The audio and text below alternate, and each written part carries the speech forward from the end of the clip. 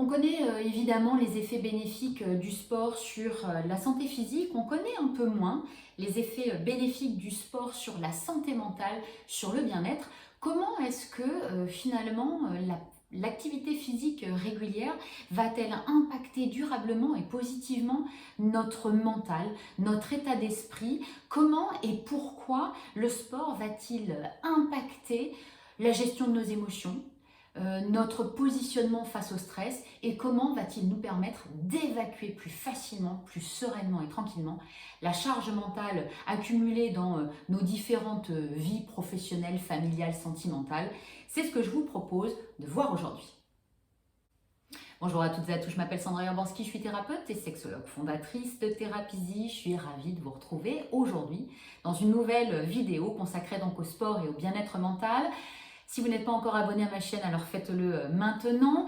Donc comment est-ce que le sport peut avoir un tel impact sur notre mental?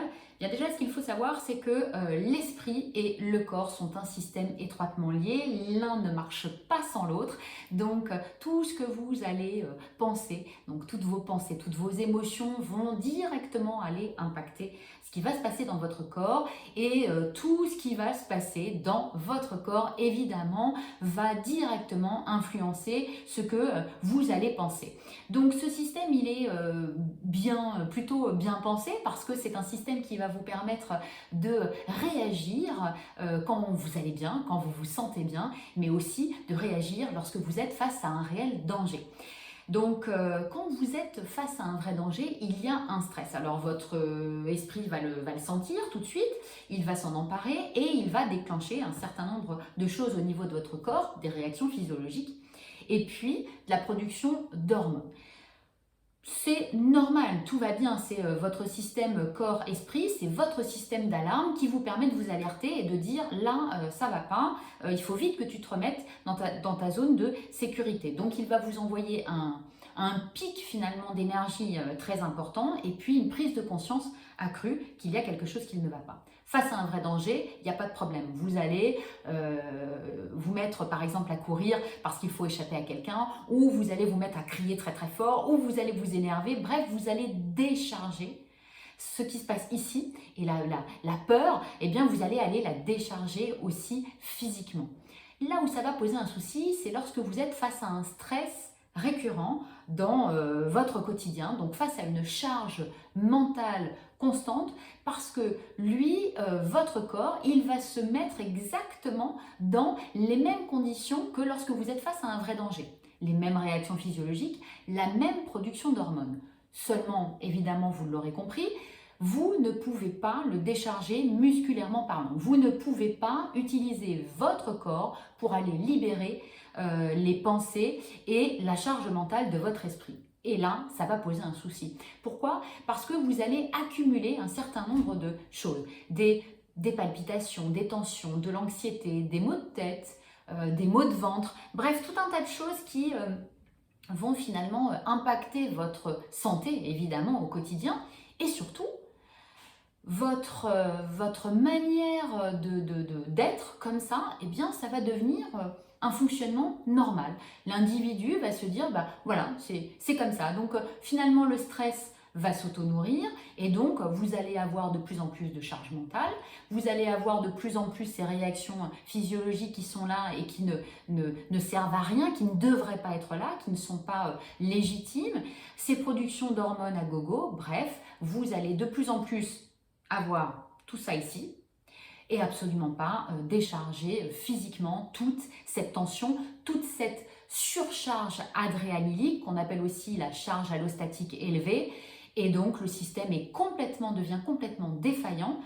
C'est extrêmement néfaste puisque vous allez tomber très facilement dans cette anxiété récurrente et puis vous pouvez être très vite entraîné par la déprime et entraîné dans de la dépression. Pratiquer une activité physique régulière, c'est bon. C'est bon parce que ça va aller libérer des hormones qui participent au bonheur directement, à votre bien-être. Hein. Ce sont les hormones qu'on appelle la dopamine et la sérotonine. Elles vont directement vous procurer cette sensation de bien-être, cette sensation presque d'euphorie, de soulagement, de tranquillité, de relâchement. Donc allez-y, bougez. Bougez aussi parce que le sport, il est extrêmement bon au niveau des zones du cerveau qui vont être impactées. Pourquoi? Parce que le sport va augmenter l'activité cérébrale et elle va aller toucher les zones qui vont gérer vos émotions et, et qui vont être impactantes dans la survenue des maladies mentales. Donc plus vous allez pratiquer une activité physique, plus vous allez bouger, mieux vous allez gérer vos émotions et moins vous sombrerez, vous tomberez dans les maladies mentales. Donc, bougez. Le sport, évidemment, va également améliorer clairement, nettement, votre image, celle que vous avez de vous, celle que vous renvoyez. Vous allez être plus tranquille, plus serein, plus détendu. Ça va augmenter votre confiance, ça va augmenter votre estime de vous, ça va nourrir des sentiments d'accomplissement, de sérénité, de tranquillité, j'ai pu faire quelque chose, je suis allée au bout, j'ai pu finalement maîtriser, j'ai réussi cela. Donc ça entraîne finalement un vrai cercle vertueux et ça vous permet d'être mieux, de vous sentir mieux là au niveau de votre corps, mais de vous sentir mieux évidemment au niveau de votre tête, au niveau de votre esprit, de votre mental. Dernière chose, faites du sport pour le plaisir, pour vous dire je participe à mon bien-être, je participe à mon bonheur, je participe directement à me faire du bien, à mieux vivre. Ne faites pas du sport en vous disant il faut absolument que je perde du poids ou que je prenne du muscle ou que je m'affine ou que je perde de la cellulite ou que... Non, ne dites pas ça, c'est une injonction, ça ne marchera pas. Mais dites-vous plutôt pour quelle raison j'ai envie de faire du sport. Est-ce que j'ai envie effectivement d'aller décharger toute cette charge mentale et d'aller prendre un vrai temps pour moi?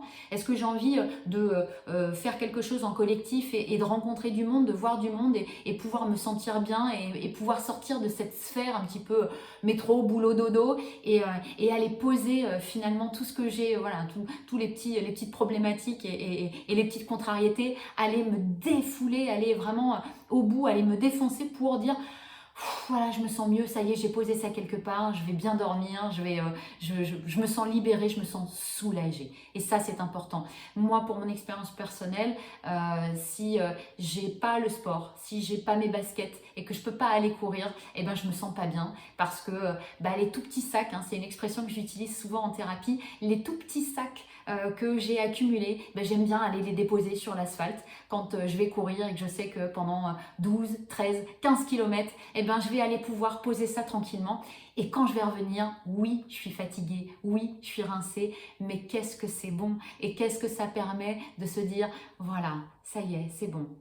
Maintenant, je peux me remettre à travailler et pour mes patients, je suis complètement disponible. Je n'ai plus cette charge mentale qui est là. J'ai déchargé, j'ai utilisé mon tonus musculaire, j'ai utilisé mon corps pour aller réguler mon esprit. Voilà, cette vidéo, elle est terminée. J'espère qu'elle vous aura apporté un éclairage. J'espère qu'elle vous aura permis de vous dire, mais tiens, après tout, elle a raison Sandra, si je me mettais un peu à me bouger, il n'y a pas besoin d'aller prendre des abonnements à gogo, forcément, il n'y a pas besoin de mettre des milliers d'euros dans des tenues ou dans du matériel. Parfois, il y a juste besoin de sortir de son canapé, il y a juste besoin de se bouger, d'arrêter de rester statique, immobile et sédentaire et de se dire, allez, on y va, 2021, c'est parti, on se met au sport, on se met à l'activité physique, on se met à bouger, chiche.